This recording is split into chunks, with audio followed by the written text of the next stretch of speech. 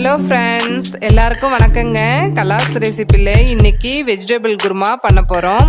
அதை எப்படி டேஸ்ட்டாக பண்ணுறது இந்த வீடியோவில் பார்க்கலாம் வாங்க.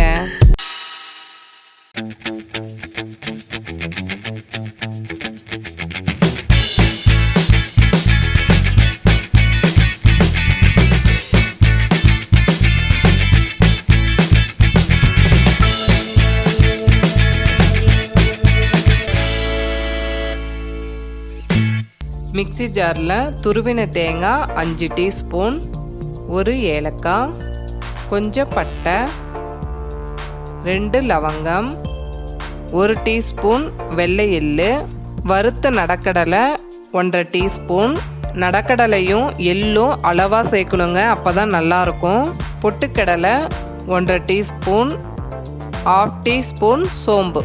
இது எல்லாத்தையும் கொஞ்சம் தண்ணி சேர்த்து நல்லா நைஸாக அரைச்சி எடுத்துக்கோங்க. அரைச்சிட்டோம், இருக்கட்டும். குக்கர் பேனில் எண்ணெய் சேர்த்துக்கோங்க.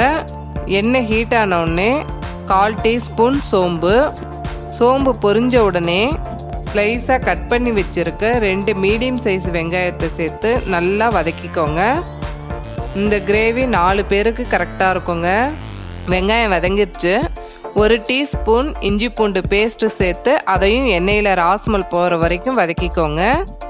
இஞ்சி பூண்டு நல்லா வதங்கின பிறகு ஸ்லைஸாக கட் பண்ணி வச்சுருக்க ஒரு மீடியம் சைஸ் தக்காளியை இது கூட சேர்த்துக்கோங்க. கட் பண்ணி வச்சுருக்க பீன்ஸு 15, ஒரு கேரட், சின்ன பவுலில் பாதி பச்சை பட்டாணி, கொஞ்சமாக காலிஃப்ளவர், ஒரு உருளைக்கிழங்கு. இது எல்லாத்தையும் கலந்து விட்டுக்கோங்க. காய் கொஞ்சம் எண்ணெயிலே வெந்தால் நல்லா இருக்குங்க, வேகட்டும். 1/4 டீஸ்பூன் மஞ்சத்தூள், 1 டீஸ்பூன் மிளகாய்த்தூள், கொஞ்சம் பெருங்காயத்தூள், இதுக்கு தேவையான உப்பு, அரைச்சி வச்சுருக்க தேங்காய் பேஸ்ட்டை இது கூட சேர்த்துக்கோங்க.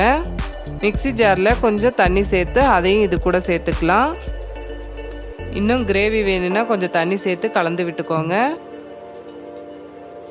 லாஸ்ட்டில் 1/4 டீஸ்பூன் கரம் மசாலா, கொஞ்சம் கருவேப்பிலை சேர்த்து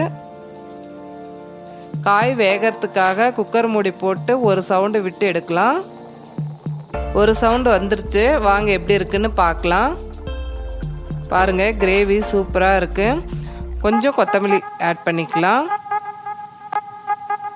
அவ்வளோதாங்க.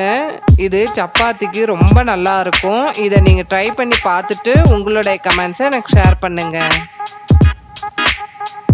இந்த வீடியோ உங்களுக்கு பிடிச்சிருந்ததுன்னா கலாஸ் ரெசிபிக்கு சப்ஸ்கிரைப் பண்ணுங்கள். பெல் ஐக்கானை கிளிக் பண்ண மறந்துடாதீங்க.